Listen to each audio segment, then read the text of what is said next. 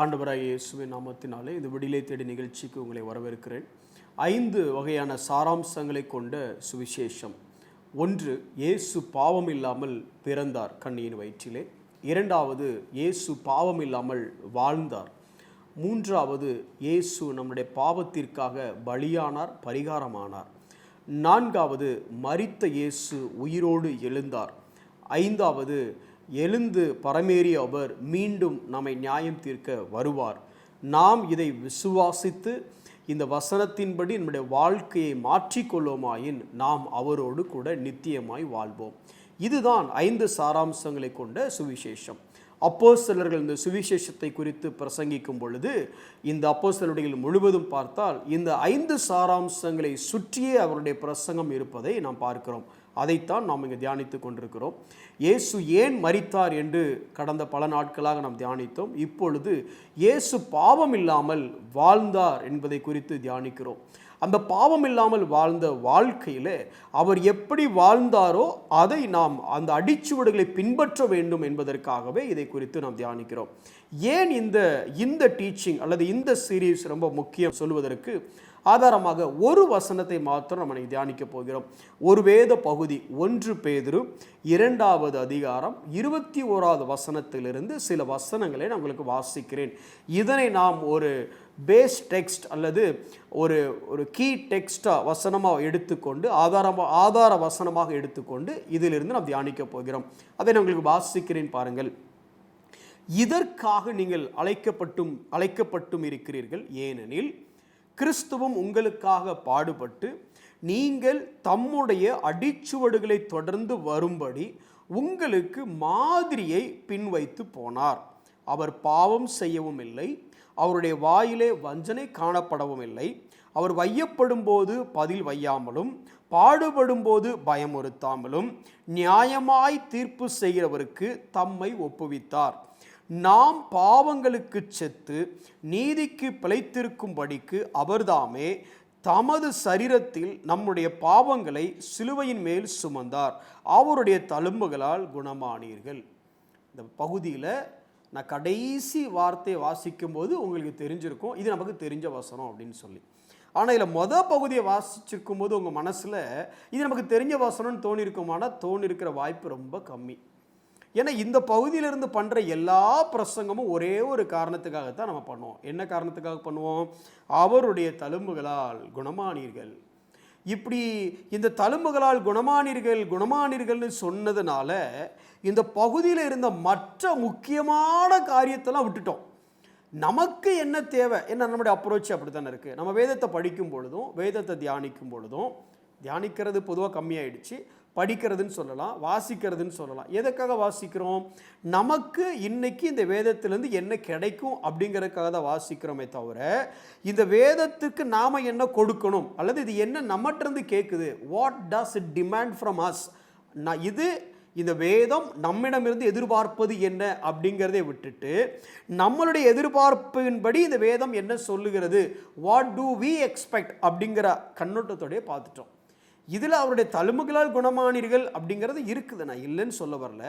ஆனால் அதையும் விட மிக முக்கியமான ஒன்று அதுக்கு மேலே இருக்குது. அல்லது இப்படி சொல்லலாம், இது சப் ப்ராடக்ட் அல்லது அவுட்கம் அப்படின்னு சொல்லலாம். அதை செஞ்சால் இது கிடைக்கும் அப்படிங்கிற மாதிரி இதை எடுத்துக்கலாம். ஆனால் முதல்ல அடிப்படை என்ன அப்படின்னா இந்த பகுதியின் அடிப்படையை பாடுகளை குறித்து பேதுரு எழுதுகிறார். இந்த பாடுகளை குறித்து எழுதும் பொழுது பாடுகளுக்கு மத்தியிலே நமக்கு மாதிரியாக இருக்க வேண்டியவர் இயேசு என்று சொல்கிற அந்த ஒரு காரியத்தில் அவருடைய அடிச்சுவடுகளை நாம் பின்பற்ற வேண்டும். அடிச்சுவடுகள் அப்படின்னா ஒவ்வொரு ஸ்டெப், அவருடைய ஒவ்வொரு ஆக்ஷன். அடிச்சுவடுகள் என்று சொல்லும் பொழுது ஏதோ ஒரு காரியத்தில் இல்லை, அவர் நடந்தபடியே நாமும் நடக்க வேண்டும்.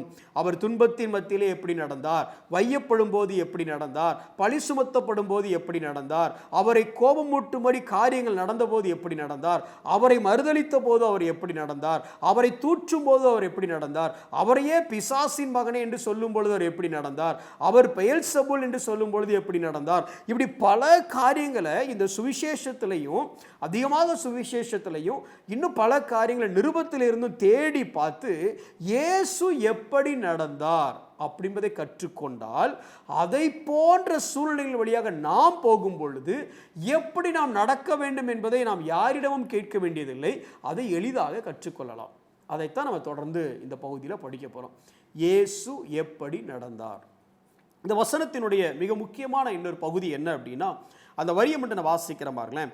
நீங்கள் தம்முடைய அடிச்சுவடுகளை தொடர்ந்து வரும்படி உங்களுக்கு மாதிரியை பின் வைத்து போனார். கொஞ்சம் அதை மாற்றி படிக்கிறேன். இயேசு ஏன் ஒரு மாதிரியான வாழ்க்கையை வைத்து போனார் அப்படின்னு கேட்டிங்கன்னா, அவர் நல்லவர் அதனால் வச்சுட்டு போனாருன்னு சொல்லக்கூடாது. அவர் நல்லவர் தான், அவரால் பாவம் செய்ய முடியாது, பாவம் அவருக்குள்ளே இல்லை, பாவம் இல்லை, பாவ வித்து இல்லை, அவர் பரிசுத்தரான தேவன், நியாயமும் நீதியும் ஒரு சிங்காசனத்தின் அடித்தளம், righteousness and justice are the foundations of the throne of God, எந்த மாற்று கருத்தும் இல்லை. அப்படி இருந்தும் ஒரு மாதிரி அப்படின்னு ஏன் பரிசுத்த பேதுரு எழுதுகிறார் அப்படின்னு சொன்னால், அவர் அடிச்சுவடுகளை நீங்கள் தொடர்ந்து வரும்படி, கொஞ்சம் உங்களுக்கு புரியறதுக்காக சொல்கிறேன், உபதேசமாக இல்லை, புரியறதுக்காக.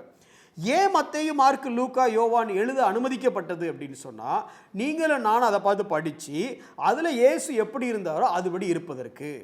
ஏன் நிருபங்கள் எழுதப்பட்டது அப்படின்னு சொன்னால், அதில் இயேசுவை பற்றி என்ன சொல்லியிருக்கோ, அவர் எப்படி வாழ்ந்தாரோ அதை தெரிந்து அதன்படி நாமளும் வாழ்வதற்கு.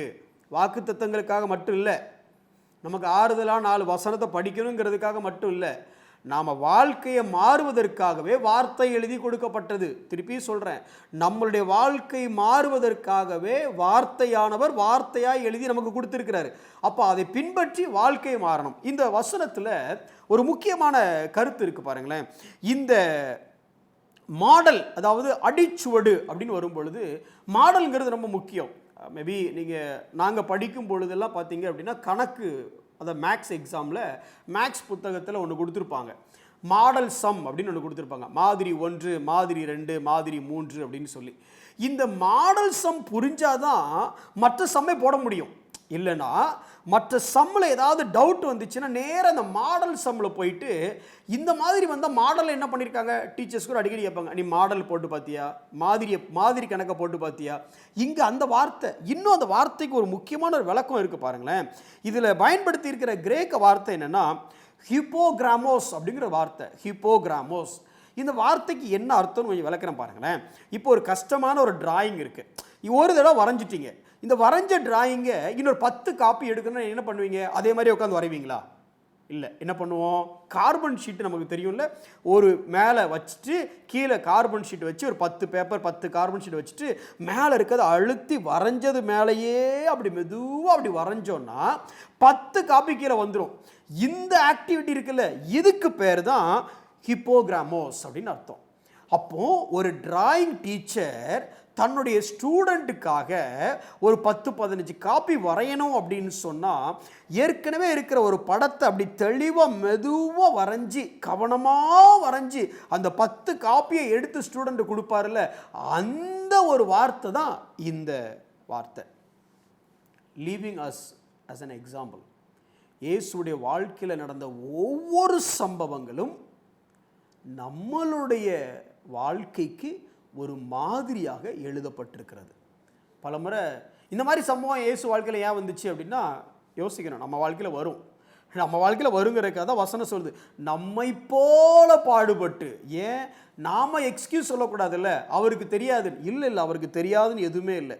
அப்போ உங்கள் வாழ்க்கையில் முடிவெடுக்கணுமா, வாழ்க்கையில் ஏதாவது காரியத்தை எப்படி ப்ரையாரிட்டி செட் பண்ணணும்னு தீர்மானிக்கணுமா, என்ன செய்யணும், என்ன சொல்லணும், எப்படி நடக்கணும், என்ன முடிவெடுக்கணும், எப்படி வாழணும், எப்படி வாழக்கூடாது, எதை செய்யக்கூடாது, எதை எப்படி ஹேண்டில் பண்ணக்கூடாது, இது எல்லாத்தையுமே நீங்கள் வேற யாரையோ பார்த்து கற்றுக்க வேண்டாம். இயேசு என்ன செய்தார்னு பார்த்து அதை அப்படியே காப்பி அடிங்க. அதுதான் இயேசு பாவம் இல்லாமல் வாழ்ந்த வாழ்க்கை எழுதப்பட்டு வைத்திருப்பதற்கான அடிப்படை நோக்கம். நீங்களும் நானும் இந்த வசனத்தை அதிகமாக கற்றுக்கொள்ளும் பொழுது இயேசுவினுடைய வாழ்க்கையை கற்றுக்கொள்ளலாம். கற்றுக்கொண்டு அதை நாம் பின்பற்ற வேண்டும். வாழ்க்கை வார்த்தையால் எழுதப்பட்டது, நாம் கடைபிடிப்பதற்கே. கண்களை மூடி நாம் ஜெபிப்போம். அன்புள்ள இயேசப்பா, இந்த வார்த்தையில் எங்களுக்காக உங்களுடைய வாழ்க்கையை நீங்கள் எழுதி கொடுத்துருக்கிறீங்க. இந்த வாழ்க்கையை பார்த்து அந்த அடிச்சுவடுகளை பின்பற்றி ஒவ்வொரு சூழ்நிலையிலும் நீங்கள் எப்படி நடந்தீர்கள் என்பதை நாங்கள் கண்டு அதை புரிந்து what would Jesus two, WWJD, இயேசு இந்த சூழ்நிலையில் என்ன செய்திருப்பார் அல்லது என்ன செய்தார் என்பதை நாங்கள் இந்த வேதத்திலிருந்து, மற்றவருடைய வெளிப்பாடுகளில் இருந்து அல்ல, எழுதப்பட்ட இந்த ரிட்டர்ன் வேர்ட், இந்த வார்த்தையிலிருந்து கண்டு எடுத்து அதன்படி நாங்கள் வாழ ஆவியானவரே நீர் எங்களுக்கு பலன் தாரும். இயேசுவின் நாமத்தில் செபிக்கிறோம் நல்ல பிதாவே, ஆமென்.